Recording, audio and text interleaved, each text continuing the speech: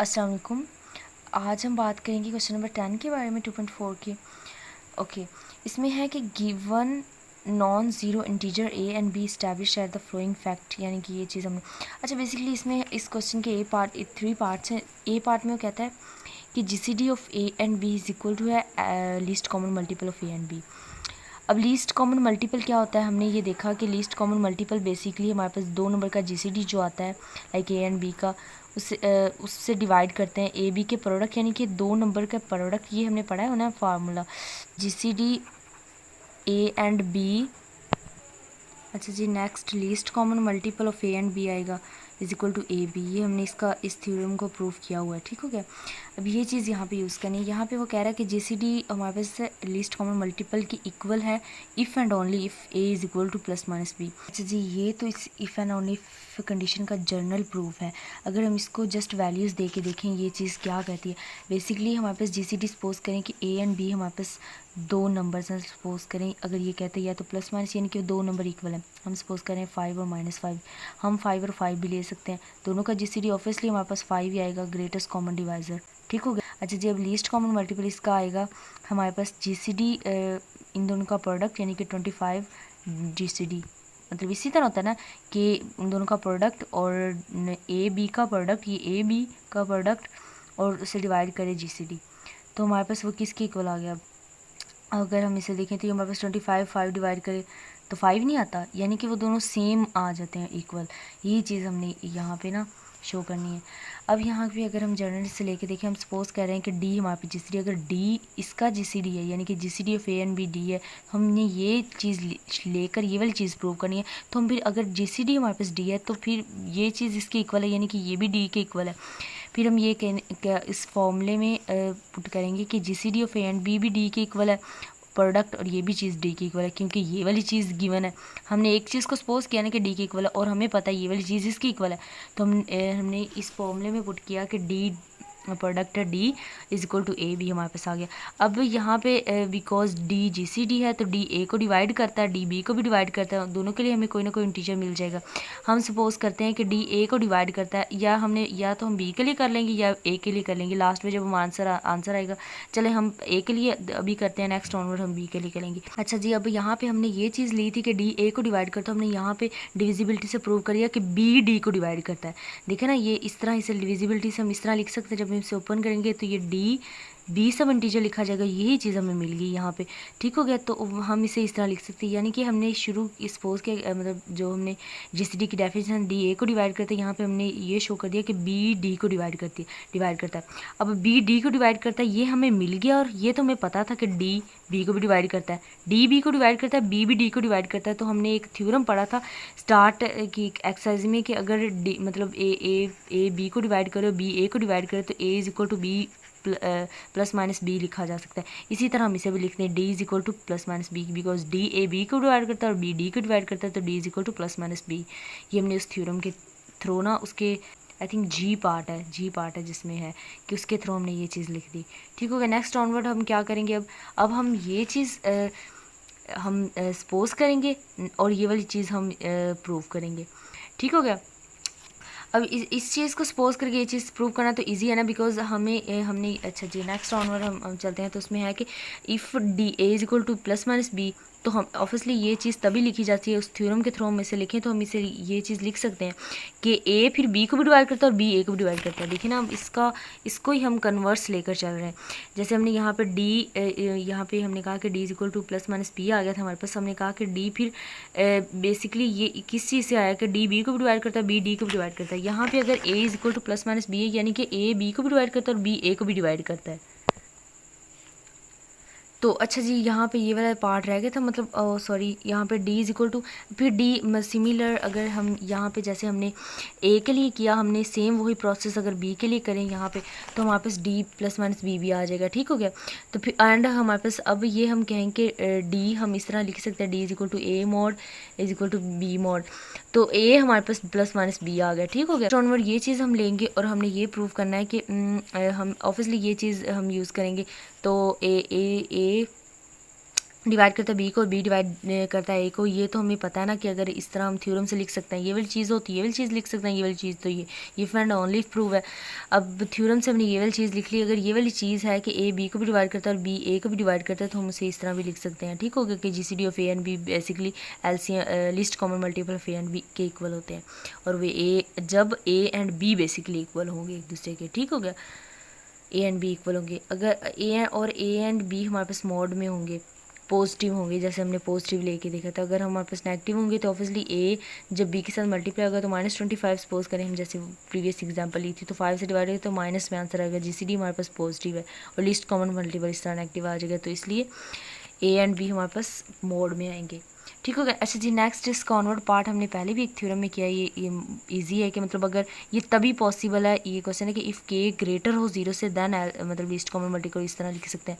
ये तभी पॉसिबल है ऑब्वियसली जब ये 0 हो जाएगा तो ये सारी इसके साथ मल्टीप्लाई हो रहा है तो ऑब्वियसली वो भी 0 हो जाएगा, तो ये तभी पॉसिबल है जब के ग्रेटर देन 0। ठीक हो गया, तो ये हमारे पास कंडीशन हमने ये पहले भी प्रीवियस थ्योरम्स में भी पढ़ा है, तो ये आप खुद कर लीजिए। अच्छा जी, नेक्स्ट हमारे पास सी पार्ट में है कि if M is any common multiple of A and B then least common multiple divide करेगा एम को। यानी कि बेसिकली हमारे पास बात क्या हो रही है कि सपोज करें हमारे पास दो नंबर है ए एंड बी, हमने सपोज कर ली ये हमारे पास वो दो नंबर है, इनका GCD हमारे पास 5 आएगा और एम इनका कोई कॉमन मल्टीपल है, इनका इन दो नंबर्स का, वो इनके इक्वल भी हो सकता है। सपोज कर लें ये कोई और इनका कॉमन मल्टीपल, हम अगर देखें तो हमने एग्जांपल वैसे ऐसी ले ली कि इनका कॉमन मल्टीपल या तो 5 भी हो सकता है। चलिए इनका कॉमन मल्टीपल हमने क्या दिया कि 5 है, अब इन दोनों को मल्टीप्लाई करेंगे ऑब्वियसली हमारे पास 75 आ जाएगा। लिस्ट कॉमन मल्टीपल GCD को करता है तो यहाँ पे 15 आ जाएगा। यानी कि मल्टीप्लाई करने से भी हमें वो नंबर भी बेसिकली डिवाइड करता होता है, मतलब जो है ना हमारे पास उसने कहा कि M is any common multiple of A and B, A B का कॉमन मल्टीपल है एम, तो देन हमारे पास लीस्ट कॉमन मल्टीपल यानी जो भी आएगा ना, लीस्ट कॉमन मल्टीपल हमारे पास 15 है, तो 15 भी देखें ए इस 5 को डिवाइड करता है ना, 15 5 को डिवाइड करता है, 5 3 द 15, तो मतलब यही चीज़ उन्होंने इस क्वेश्चन में की हुई है। आप कोई और एग्जांपल लेके देख लीजिएगा, ये चीज़ मतलब हम अगर स्पेसिफिक कोई एग्जांपल लेके देखें तो ये अप्लाई होती है। ठीक हो गया। अब अगर वो नंबर में भी एम ए उनमें से किसी के इक्वल ना भी हो, तो यहाँ पे तो चलो मैंने दो नंबर इक्वल ले लिए थे। अच्छा जी, अब नेक्स्ट हमने जर्नल प्रूफ करना है, हमें हिंट दिया हुआ है कि ये वाला कि हम कि लीस्ट कॉमन मल्टीपल किसी नंबर की इक्वल सपोज करें और फिर हम बाय डिवीजन एल्गोरिथम ये लिख सकते हैं ना कि m is equal to Q T plus R. अगर लीस्ट कॉमन मल्टीपल को इसके साथ मल्टीप्लाई करें, ऑब्वियसली हम फिर ये शो करना होगा कि अगर वो प्रॉपर यहाँ पे डिवीजन शो करनी है तो फिर हमें टी को एम पे प्रॉपर डिवाइड करता है, तो टी को एम पे प्रॉपर डिवाइड करने के लिए हमें क्वोशंट मिलेगा लेकिन रिमाइंडर हमारे पास 0 होगा। यही है ना डिवीजन एल्गोरिथम। अगर प्रॉपर डिवीजन की बात करें तो हमने ये चीज़ भी शो करनी पड़ेगी वेयर ये वाला पॉइंट के आर बड़ा होगा। ओके, ये तो डिवीजन एल्गोरिथम हमने जस्ट लिख दिया ना कि अगर हमारे पास वो मल्टीपल हो। अब हमने ये शो करना है कि इफ़ एम, हमने सिंपल यही चीज़ जो है ना यही सारा प्रोसेस करना है। If M is a common multiple of A and B तो ऑब्वियसली वो उनको डिवाइड करता है, ये चीज़ हमने प्रूव करनी है। लेट हमने किया कि हमने इस लिस्ट कॉमन मल्टीपल को एल कह दिया। ठीक होगा। अब हमने क्या शो, हमने ऑब्वियसली बाय डिवीजन एल्गोरिथम हम ये चीज़ लिख सकते हैं कि एम हमारे पास वो मल्टीपल है is equal to L Q plus R. L Q plus R, L ये है क्वोशंट प्लस आर। अब एल एंड क्यू के दरमियान ये वाला रिलेशन होगा कि आर 0 भी हो सकता है और एल के दरमियान होगा जो भी नंबर हो। ठीक हो गया। क्यू एंड आर हमारे पास एग्जिस्ट करेगी, हम ये चीज़ लिख सकते हैं। और ये चीज़ है कि आर एंड एल, आर 0 भी हो सकता है। अब आर 0 जब होगा तो ये वाली चीज़ कंडीशन फुलफिल करेगी कि एल कम्प्लीटली एम को डिवाइड करता है। ठीक हो गया। अगर आर 0, अगर अज्यूम कर लेते हैं कि आर 0 नहीं है, मतलब 0 भी नहीं है एल के दरमियान कोई नंबर, तो ऑब्वियसली हम इसे लिख सकते हैं R is equal to L Q, R is equal to R हमारे पास यहाँ पे रह गया तो यहाँ पे आ गया एम माइनस एल क्यू। ठीक हो गया, ये चीज़ आ गई। अब इन सब के लिए हम डिफरेंट रिमाइंडर्स ऑब्वियसली अब हम देखेंगे तो हम इसके लिए L since M L are multiple of A and B, हमें पता है कि एम एंड एल मल्टीपल हैं ए बी के। ये चीज़ हमने शुरू में देखी थी ना कि वो GCD के नंबर्स हैं। हमने ये चीज़ देखी थी कि एल है वो डिवाइड करता है एम को, तो हमने ये भी कहा कि जो है हमारे पास m है वो मल्टीपल है ए बी का, ये चीज़ अज्यूम की और ये चीज़ शो करनी है ना, हमने ये वाली चीज़ अज्यूम की हुई है। तो हम ये चीज़ यूज़ करें तो ऑब्वियसली हमारे पास ए एंड बी के मल्टीपल है, तो हमें कोई ना कोई इंटीजर मिल जाएगी कि हम उससे डिविजिबिलिटी के थ्रू ये लिखें। अच्छा जी, अब हम बाय डिविजिबल यहाँ पे अगर इन ए एंड बी के लिए हम नंबर्स हमारे पास एक्स वाई हमने कह दिया यू वी एग्जिस्ट करते हैं, तो हम इसे बाय डिविजिबिलिटी नेक्स्ट ऑनवर्ड इनकी हम इक्वेशंस बनाएंगे। फिर यहाँ पे अब हमने लिख दिया हमारे पास, जैसे ये था हमारे पास कि r is equal to M minus L Q, तो यहाँ पे अब m के लिए हम लिख देंगे ax, और m एंड l के लिए हमने दोनों यहाँ पे सपोज करना है ना, पहले m के लिए फिर l के लिए। ठीक है, m के लिए हमने सपोज किए इंटीजर, ऑब्वियसली हम अगर m हमें पता है कि m मल्टीपल है a एंड b के, तो m a को डिवाइड करता है, तो a is equal a divide करता है m को, तो m is equal to a some integer, यानी कि हमें ए एक्स या कोई भी इंटीजर मिल जाएगी। यही चीज़ हमने यहाँ पे डिविजिबिलिटी से हमने m की वैल्यू लगाई। ठीक हो गया, इसी तरह हमने l की भी वैल्यू लगाई, बिकॉज हमें पता है दोनों मल्टीपल हैं, तो हमने अच्छा जी हमने उनकी वैल्यूज़ लगा के ये शो कर दिया कि r हमारे पास ए मतलब a, अगर हम ये अगर b से हम लिखें तो हम इसे लिख सकते हैं a डिवाइड करता है r को, यहाँ पे हमारे पास आया ऑब्वियसली तभी r इज़, अब हमारे पास यहाँ पे हम इसे लिख सकते हैं कि a डिवाइड करता है r को, r is equal to a some integer हमें मिल गया। शुरू हमने क्या चीज़ लेकर की थी कि l डिवाइड करता है m को, और मतलब ये a एंड b के ना l एंड m मल्टीपल हैं, कॉमन मल्टीपल हमने लिए।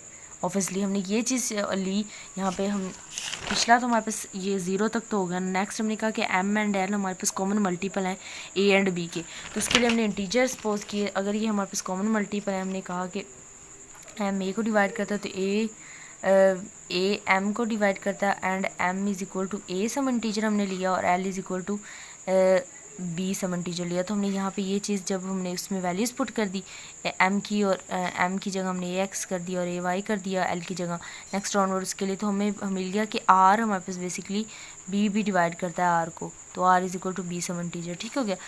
अच्छा जी, हमें ये चीज़ मिल गई कि r मतलब a भी डिवाइड करता है r को और b भी डिवाइड करता है r को। अब यहाँ पे r हमारे पास कॉमन मल्टीपल है a एंड b का, तो ऑब्वियसली r कॉमन मल्टीपल है b का, r बड़ा है l से, और यहाँ पे हमें कंट्राडिक्शन मिल गई। कंट्राडिक्शन से हमने इससे प्रूव कर दिया। अगर इस क्वेश्चन से रिगार्डिंग कोई भी क्यूरी तो आप लोग पूछ सकते हैं। ओके जी, थैंक यू सो मच।